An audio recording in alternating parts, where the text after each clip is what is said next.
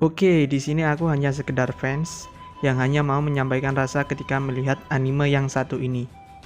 Dari backsoundnya sudah tahu dong anime apa.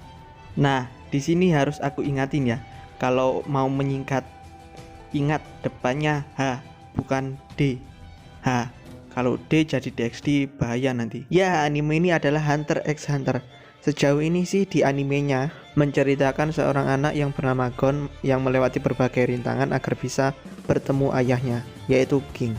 Tapi kalau di manga beda lagi. Tapi aku di sini tidak akan membahas soal petualangan Gon, tapi lebih ke segi pertarungan dan konflik di anime ini. Dimulai dari Nen. Nen sama halnya seperti Chakra yang ada di Naruto, tapi penggunaannya jauh lebih luas daripada di Naruto. Bahkan lebih rumit menurutku. Kalau penggunaan Chakra di Naruto lebih ke elemen alam seperti angin, air, dan lain-lain. Tapi di Hunter x Hunter ini bahkan bisa lebih luas, bahkan lebih gila lagi, seperti menciptakan suatu objek atau menciptakan suatu benda berdasarkan apa yang dipikirkan oleh si pengguna Nen. Ya, yang masih belum paham tentang Nen, tonton animenya aja deh. Kalian sadar gak sih? Anime ini berbeda dari anime yang lainnya. Kenapa aku bilang berbeda? Karena di anime ini, tekad yang kuat dan teriakan keras pun belum tentu menang. Atau bisa dibilang tidak bisa dijadikan patokan untuk bisa menang. Tapi lebih ke kecerdasan super, banyaknya informasi yang didapat, dan memanfaatkan informasi tersebut dengan sebaik-baiknya. Juga dengan ketelitian yang sangat-sangat teliti agar bisa bertahan di dunia Hunter x Hunter ini. Jadi orang yang kuat pun belum tentu menang di sini. Dilihat dari segi pertarungan Nen yang sangat rumit dan se-efek, di sini nggak banyak bicara gitu kayak anime-anime lainnya dan nggak senaif anime kebanyakan. Kenapa aku bilang naif? Karena di sini sangat jarang kalau udah jadi musuh terus tanding bertarung gitu ya. Kalau kalah musuhnya pingsan, hilang sementara terus hidup lagi. Apalagi kalau musuhnya pingsan, besok-besoknya jadi temen. Jarang sekali di sini. Sumpah jarang. Ya ada tapi jarang kak di anime kebanyakan. Dan kalaupun musuh itu pingsan, pasti langsung dihabisi. Di sini lebih fokus, kalau bertarung itu harus fokus. Karena lengah sedikit bisa saja dia atau karakter tersebut mati. Jadi itu yang membuat anime ini seru dan beda dari yang lainnya. Logisnya kalau kekuatan ini ada di dunia nyata, bayangin ya, nggak ada kekuatan kayak gini, pemburuan ada di mana-mana. Apalagi kalau ada. Dan bayangin kalau ada, terus tiba-tiba ada orang resek gitu, ngajak kalian berantem. Udah tahu sama-sama punya Chakra ya, terus dia kalah, dianya pingsan. Apakah kalian akan melepaskannya? Kalau aku sih enggak ya. Dan sama-sama tahu kalau menggunakan Chakra pada orang lain bisa menyebabkan kematian dan sangat berbahaya. Karena sejak awal kita sama-sama tahu kalau menggunakan Chakra kepada orang itu berbahaya. Bayangin ya, kalau kalian lepasin dia mungkin besok akan kembali lagi, mungkin akan lebih kuat lagi, dan mungkin dia akan membawa teman-temannya untuk mengincar kalian. Kebanyakan logisnya sih gitu kalau kekuatan ini ada di dunia nyata. Dan harus berpikir realistis gitulah pokoknya. Dan digambarkan di Hunter x Hunter ini. Ya tapi mau gimana lagi? Daripada kalian yang terbunuh, mending orang lain yang terbunuh. Jadi kayak istilah dibunuh atau membunuh kalau ada pertarungan di anime ini. Ya kemungkinan jadi teman masih ada sih. Tapi kalau udah melibatkan fisik atau kekerasan di dunia nyata tuh susah untuk damai gitu. Ya bener damai, tapi dalam hati masih kayak ya gitu deh. Jadi kita harus berpikir panjang sebelum memakai kekerasan. Apalagi kalau ada kekuatan kayak gini. Masih ingat kan UFO versus Kurapika?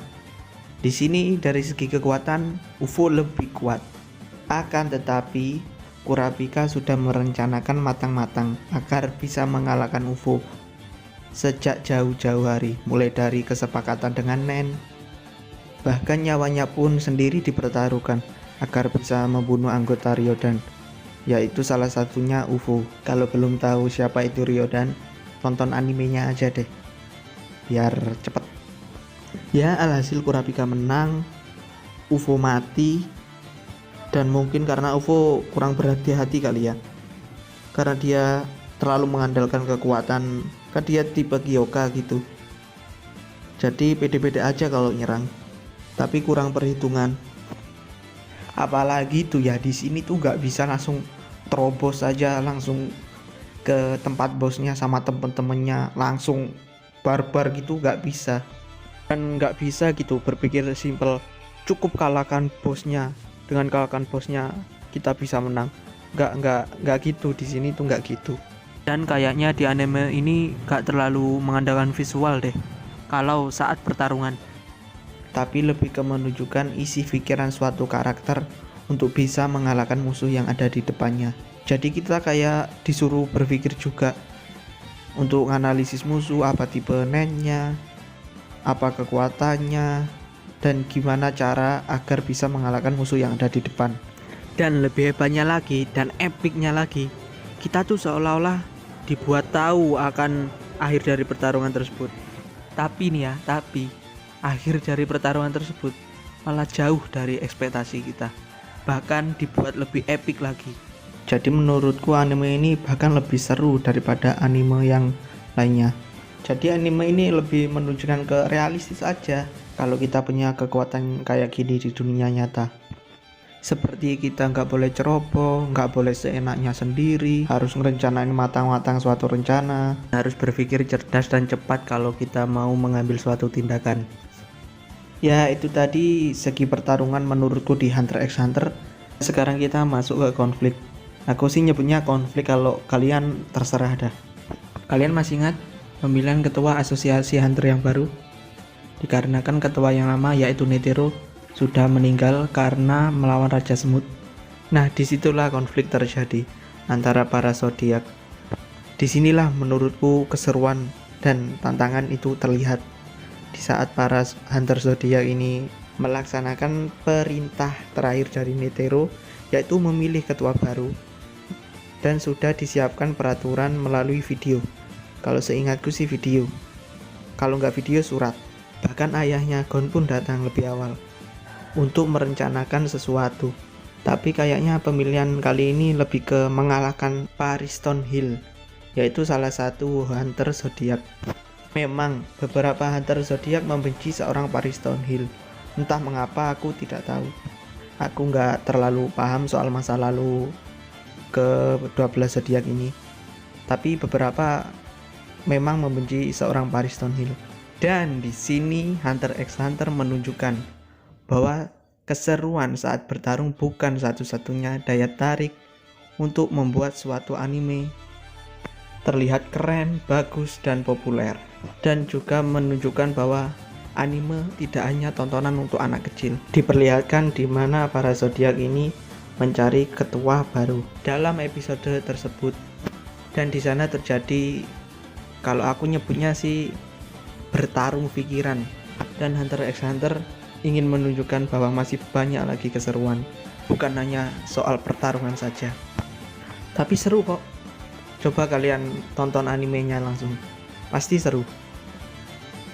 Dan bagi yang belum nonton, aku saranin nonton. Ini anime menurutku beda banget dari anime yang terkenal lainnya. Dijamin beda, lebih epic kalau menurut aku. Sayangnya si mangaka sakit-sakitan dan gak mau dibantu, bahkan oleh istrinya pun. Gila bener. Di animenya mentok sampai 148 kalau nggak salah seingatku. Ya kalau nggak percaya coba lihat aja deh langsung di animenya. Ya mungkin cuma itu saja yang bisa aku katakan. Semua tadi itu adalah yang aku rasakan ketika melihat anime yang satu ini, yaitu Hunter x Hunter.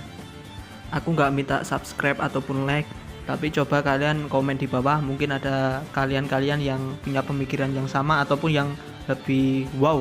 Silahkan komen di bawah, mungkin kita bisa diskusi soal anime-anime lain. Dan mungkin kalau channel ini masih bisa lanjut, bukan anime-anime doang, mungkin bisa yang lainnya juga. Terima kasih kalian yang sudah mau menonton.